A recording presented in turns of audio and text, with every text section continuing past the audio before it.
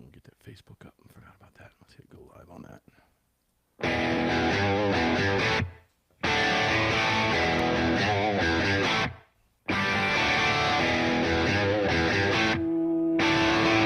This is Armed American Radio's Daily Defense. Armed American Radio's Daily Defense. Because they don't want me to, that's why I do it. From the 6 Hour Studios on the Patriot Mobile Platinum microphone. They're never going to stop us here.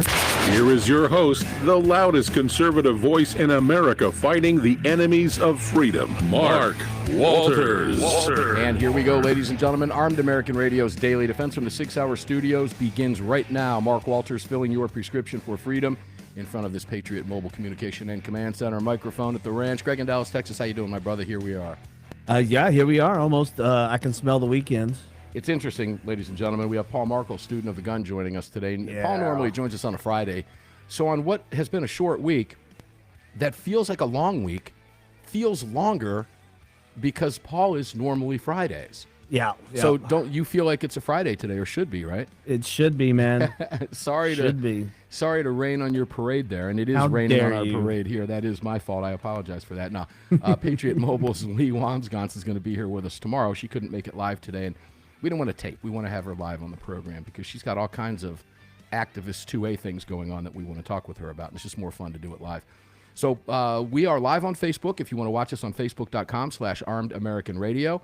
And Greg, I'll let you do the rest of the shtick and where people can participate in this chat over here that we monitor during the live broadcast. And we'll get started with Paul. Big news coming out of Georgia yesterday while we were live on the air. And I had a chance to go through it all today. Couldn't do it while we were live on the air yesterday, but we're going to talk about a Georgia Supreme Court decision for the hour today. Go ahead, Greg.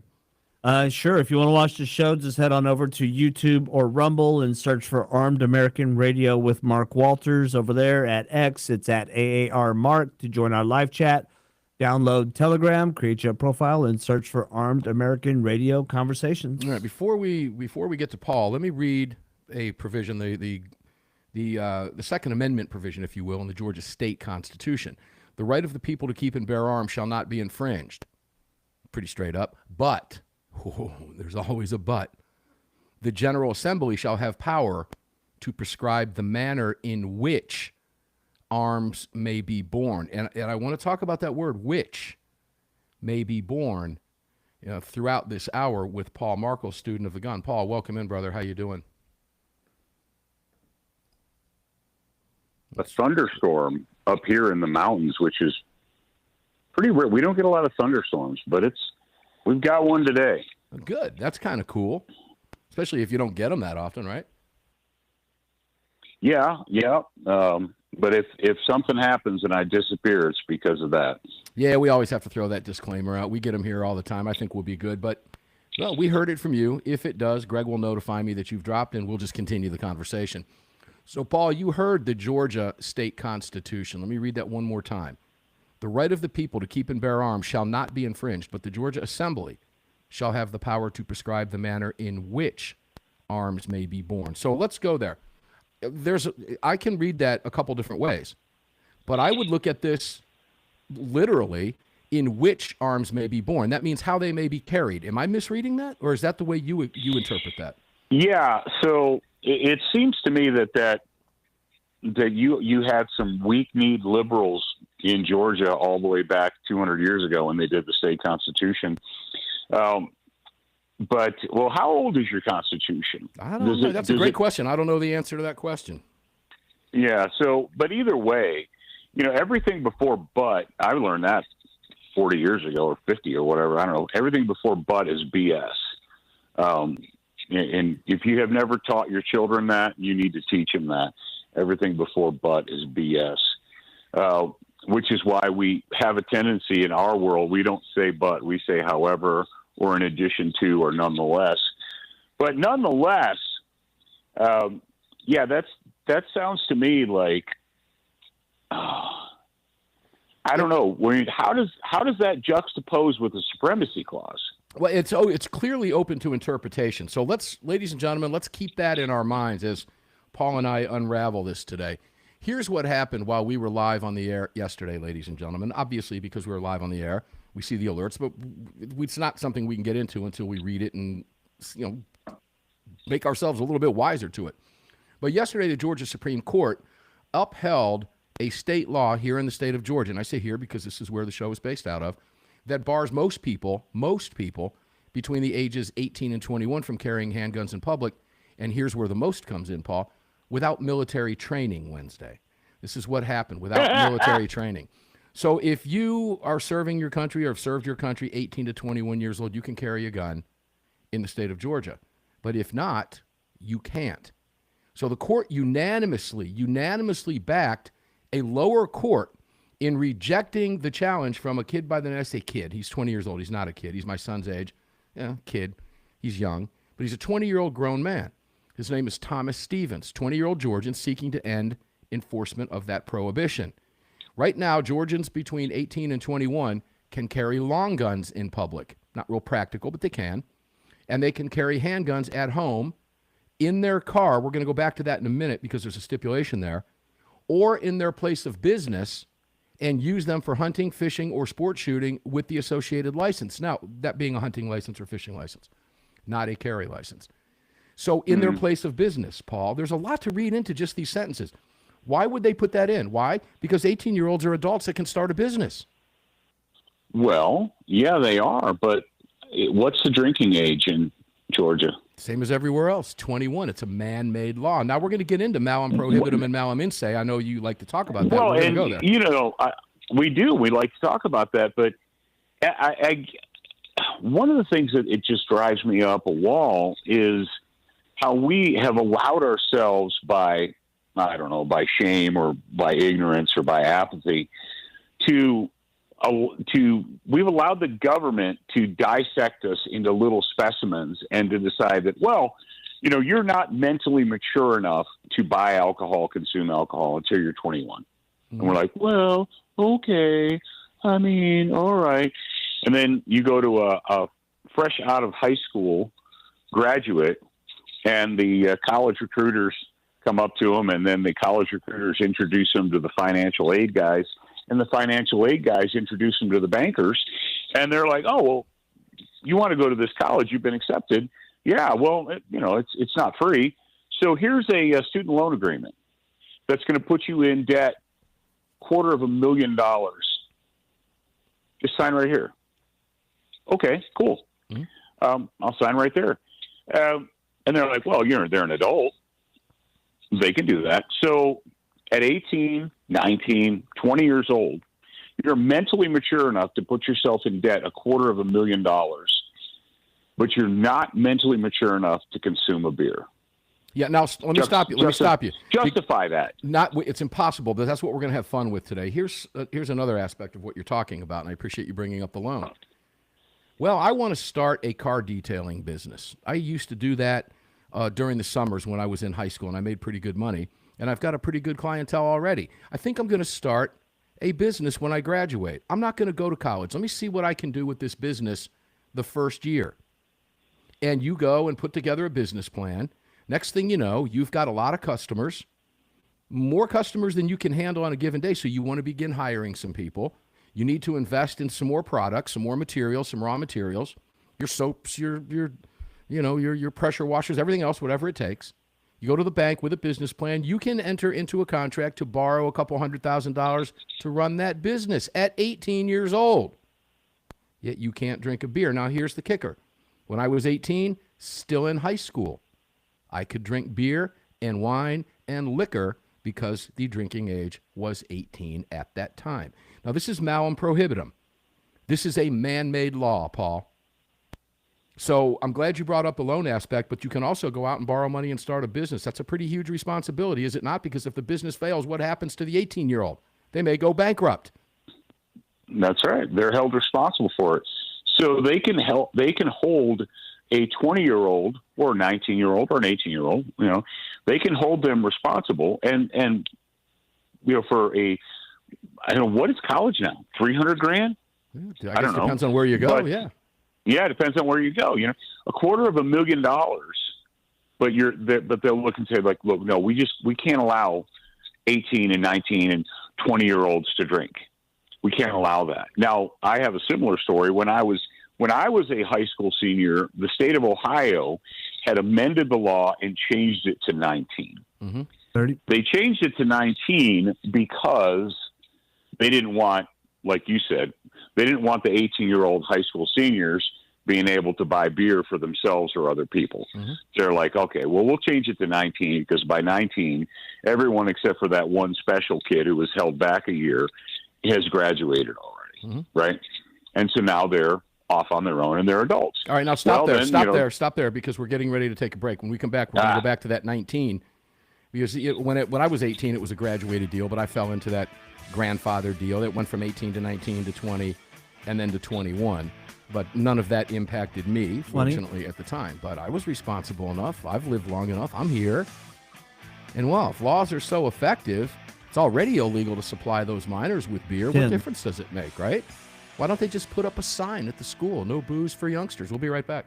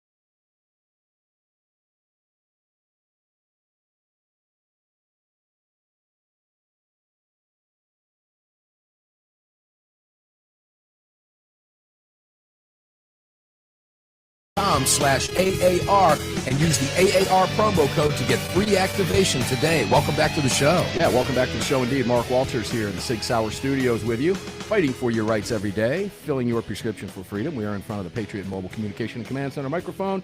This is a Patriot Mobile activated phone. You can do the same thing by visiting patriotmobile.com. Use the AAR promo code that says, hey, thanks for supporting our gun rights on Mark's national radio program. We appreciate that very much. And you get a free month. So that's kind of cool. Support Patriot Mobile. They support us and support all of our great partners. More about them all as we go through the program today. You can find them all at armedamericanradio.com. Let's get back over to Paul Markel, student of the gun. Paul, welcome back to the program, brother. So continuing this conversation, 19 years old, I closed out that segment with, well, you know, if signs are so effective, if laws are so effective, why not just say, hey, guys, you're 18. Some of you in college, or some of you here in school are 18 years old.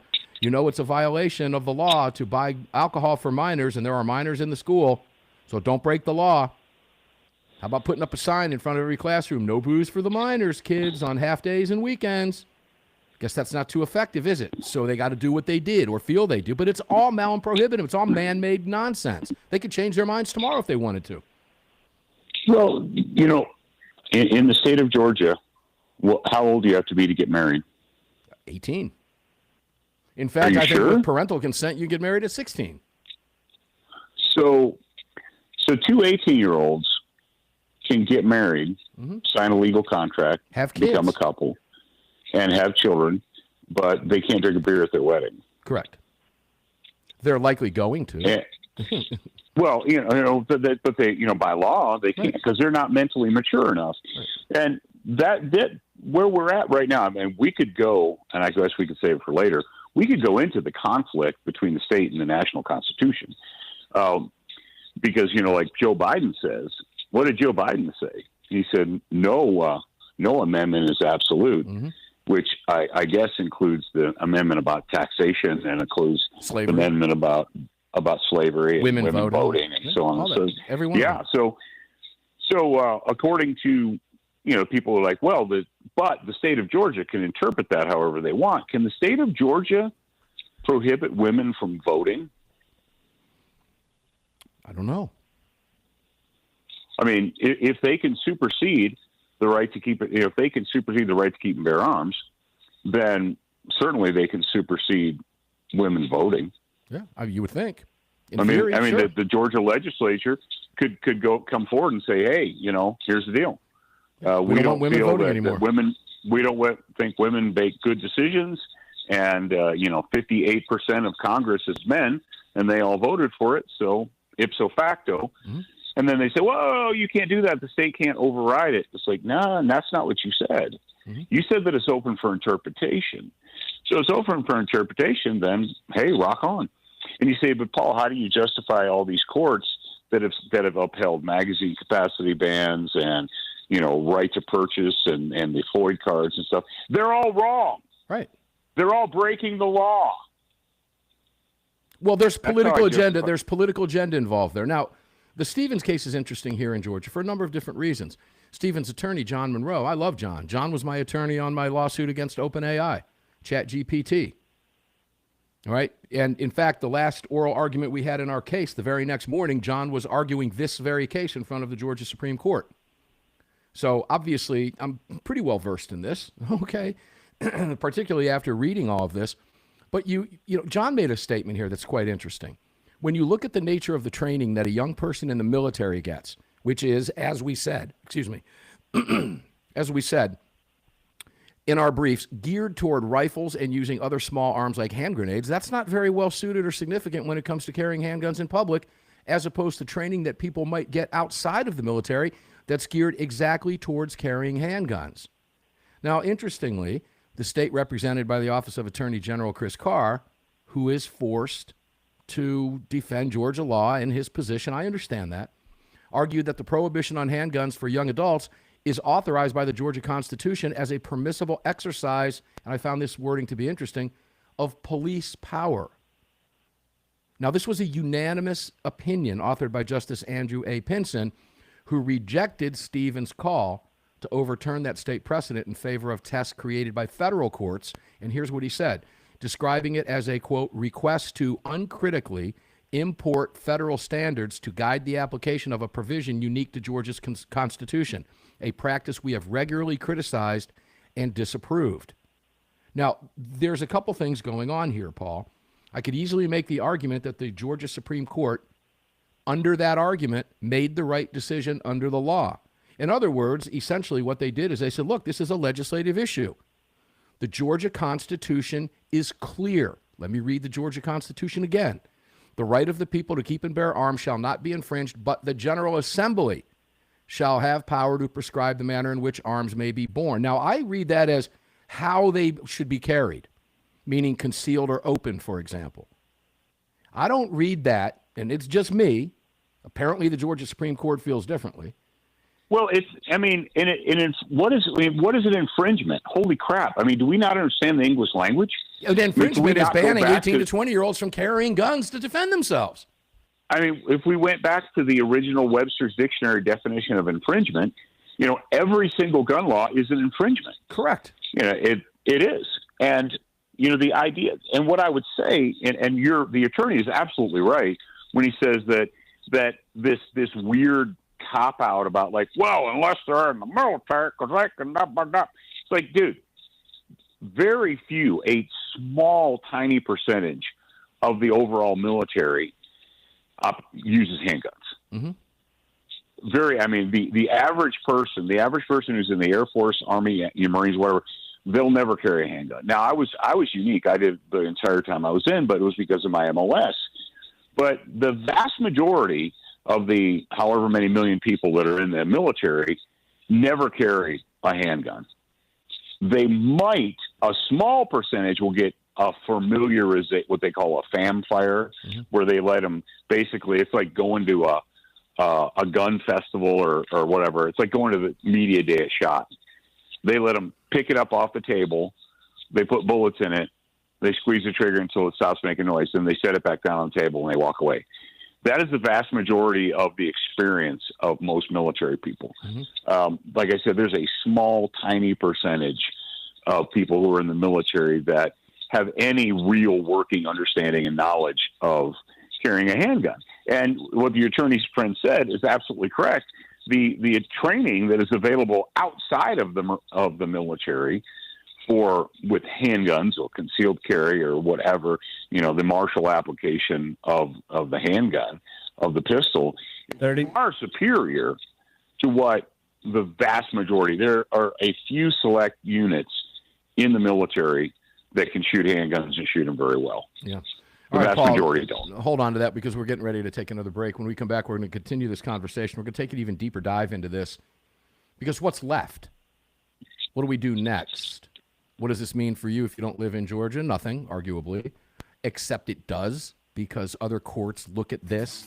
Other plaintiffs might look at this, decide to sue, not to sue, depending on maybe the way the state constitution is made. It's all intertwined. When we come back, we'll continue the conversation. We've got 2 more segments on a weird Thursday with Paul. Makes us feel like it's a Friday, but that's okay.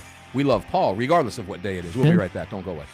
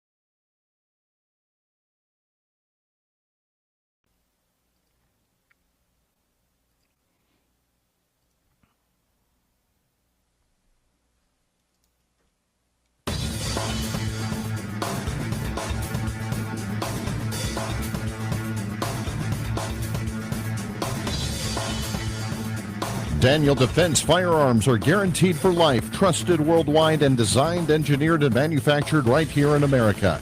Daniel Defense, freedom, passion, precision.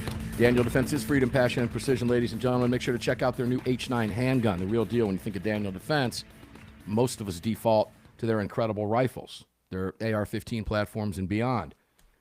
The H9 pistol is making its way, ladies and gentlemen. It's getting some tremendous reviews. Make sure to visit DanielDefense.com and check out that H9, or visit and check out your gun shop, see if they've got one in stock. They might not because they're flying off the shelves.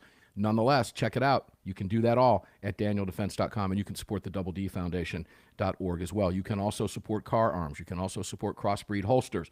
You can also support Sig Sauer. This is the Sig Sauer Studios, Patriot Mobile Microphone. Yes, you can do all of that at ArmedAmericanRadio.com. You can help Mike Lindell.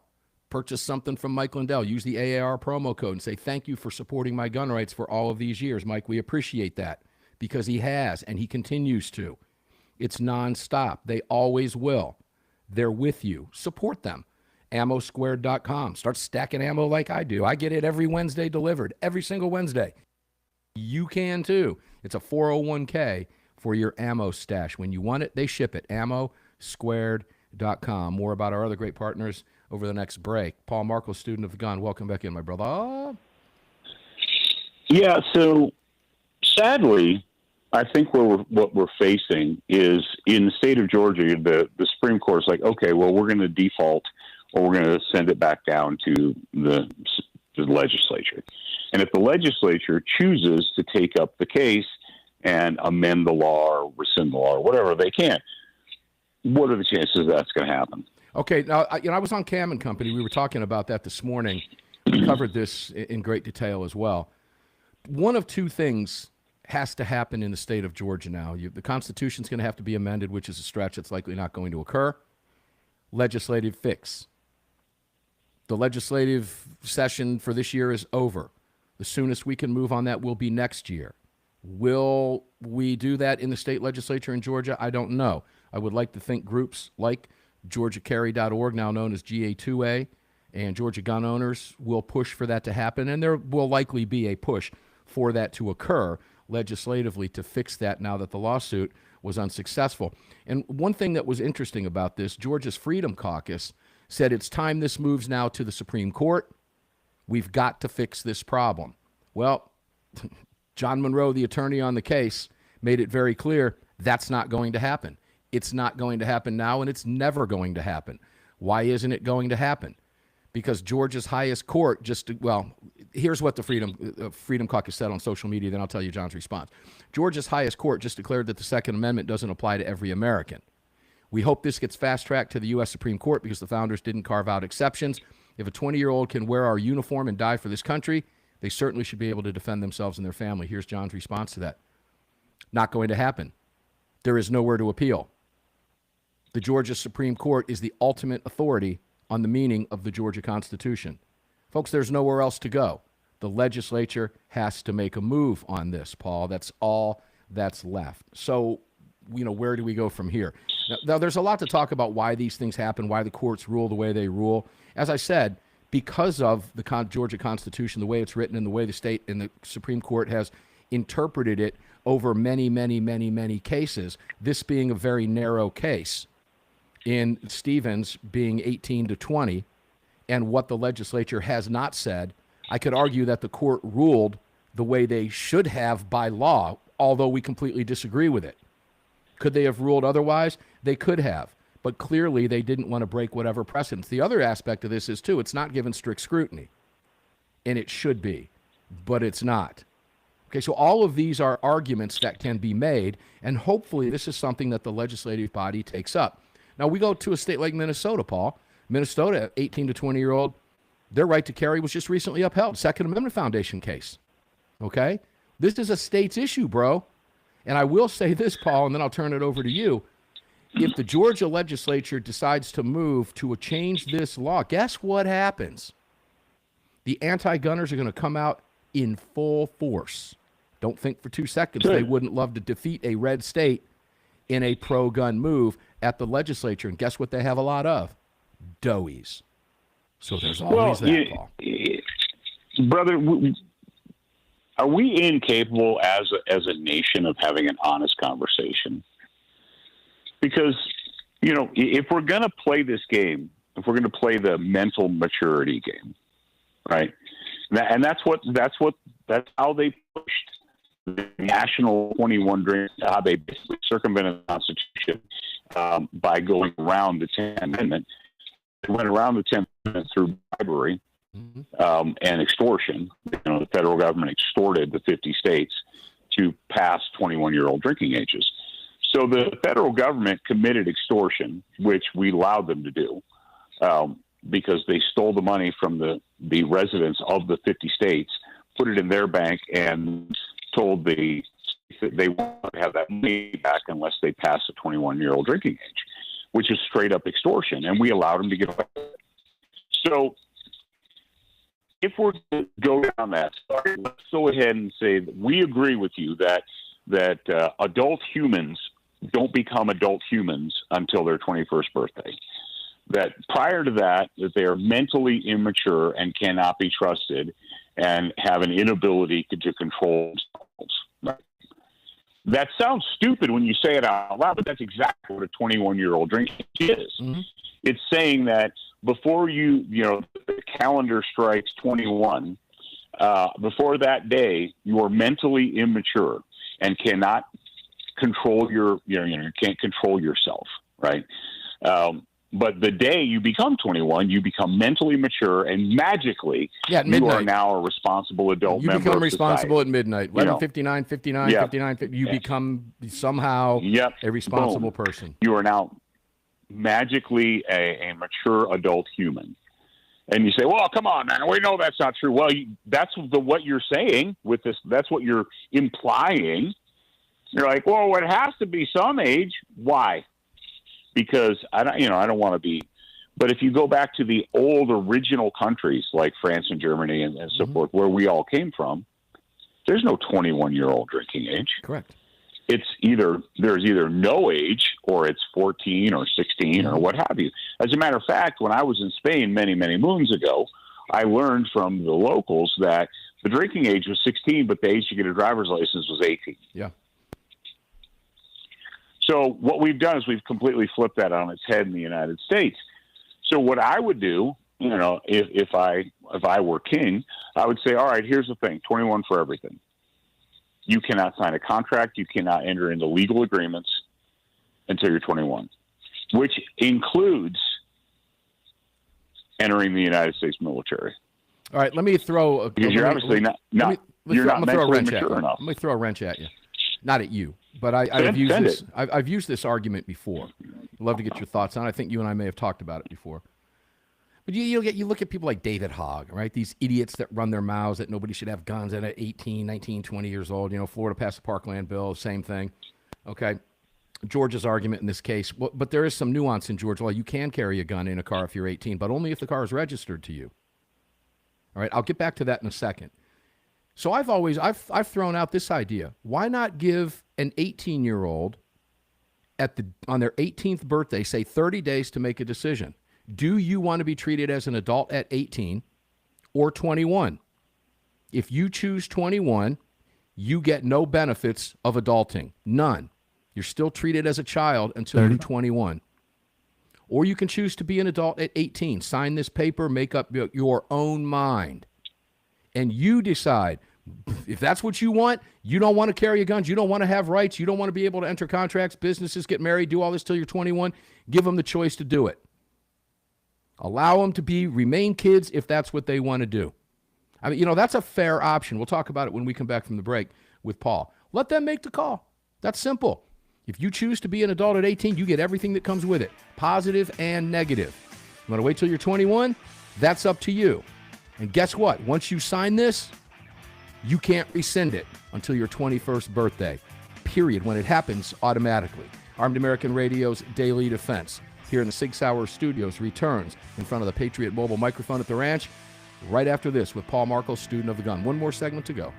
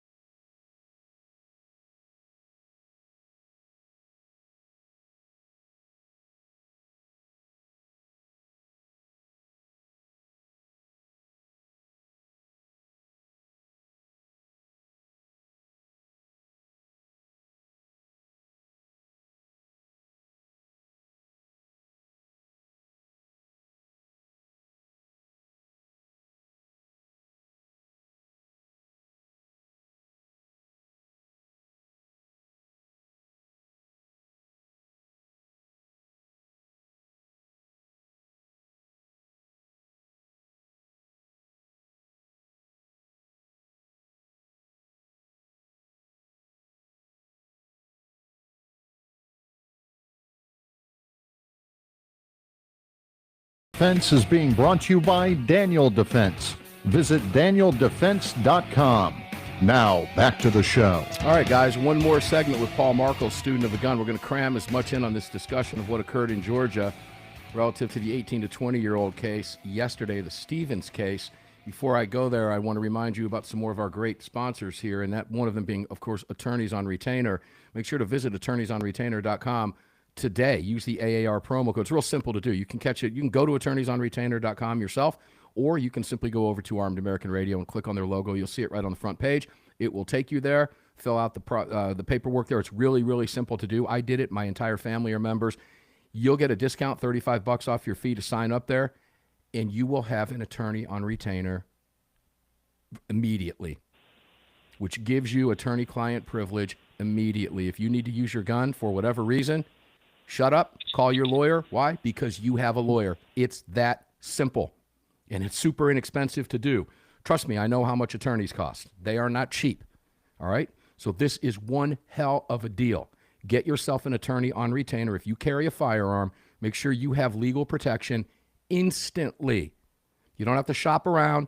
You've got a law firm that does one thing and one thing only, and the entire firm, every attorney, defending you all the way through. It's that simple. AttorneysOnRetainer.com. And a disclaimer, I will be in Phoenix, Arizona on Wednesday at the Arizona State Legislature, having a very fun day, having lunch with the House Judiciary Chair, the House Counsel, and a couple other folks. Then I'll be on the floor over there. And then the next day I'll be broadcasting with Attorneys on Retainer from AM 960 The Patriot in the beautiful city of Phoenix, Arizona. We'll be talking with Attorneys on Retainer live there in the studio for you. Lots more information. But make sure to visit them. They are the real deal. Welcome back into the program, ladies and gentlemen. Paul Markel, student of the gun. So just a little bit more nuance here, Paul. You know, you heard me say that you can carry a gun. Here, let's look at what 18-year-olds to 20-year-olds can do in the state of Georgia. They can carry a long gun openly. Now, obviously, you know, that was more than likely a hunting provision, right? But it is lawful. If my son wants to carry an AR-15 on his way to Starbucks, he can do that. I wouldn't recommend he do that, but he has the right to do that. No. Okay, that's a whole different argument. We're not even going down that road. But he has the right to do that. If he wants to go grocery shopping with an AR over his shoulder in Georgia, he can do that. He can also carry a gun in his vehicle, but only if it's his vehicle. Now, I'm going to use my own son as an example. The truck my son drives, I gave it to him a few years ago when he turned 16. It's still in my name. So therefore, he can't carry a gun legally in the console of that vehicle, concealed or open, because it's not in his name. Now, he'll be 21 in September. So I'll make that change for him quickly. Probably should have already done that. There's always that. He can carry it to and from the vehicle, etc. So, you know, you'll get a judge make this ruling that, well, his Second Amendment really isn't being infringed. He can still carry a long gun, and he can carry a gun in his vehicle as long as it's his vehicle. But not when he exits the vehicle, not when he gets out. We're all told you don't want to leave your gun in the vehicle, especially if you got a big truck on it that has pro-gun stickers on it. It's a magnet, right? So there's always that. That's a whole nother discussion too, by the way, okay? So there's nuance to all of this, Paul. The bottom line is there shouldn't be any nuance. Right, exactly. Okay. There shouldn't be. It's you know, you shouldn't have to be a legal scholar. Right. They're like, well, in this case, in that case, you know, if you walk here, if you cross this line, you're in trouble. If you cross that line, you're not. And speaking of attorneys on retainer, and speaking of that nuance and so forth, I got a question. In the state of Georgia, if a 19-year-old steals a car, is that a felony? Yeah. Okay, so a 19-year-old steals a car, gets captured, goes to court, and is tried as a juvenile delinquent and remanded to the Georgia Juvenile Delinquency Program, right? Wrong. He's tried as an adult. Right. If you're 18, 19, or 20, and you get, accused of a crime, you are tried and convicted as an adult. 19 and 20-year-olds in the state of Georgia can go to prisons. Correct.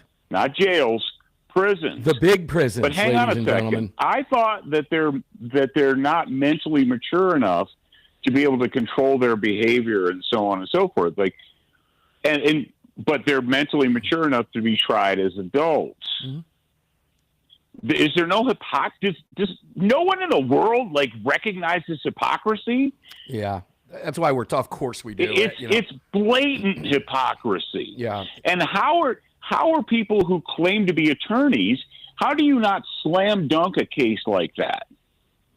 If I was an attorney, I would sue that 18, 19, and 20-year-olds are mentally immature and should not be allowed to join the military. Now, people would think I was a jerk and they would hate me, and they're like, "Oh, you hate America." No, I don't. And they would be forced to defend that. See, that's the thing. Georgia has a National Guard, right? Mm-hmm. Like every other state. Can an 18-year-old join the Georgia State National Guard without his parents' permission? Absolutely. Why? They're not mentally mature enough to make that decision.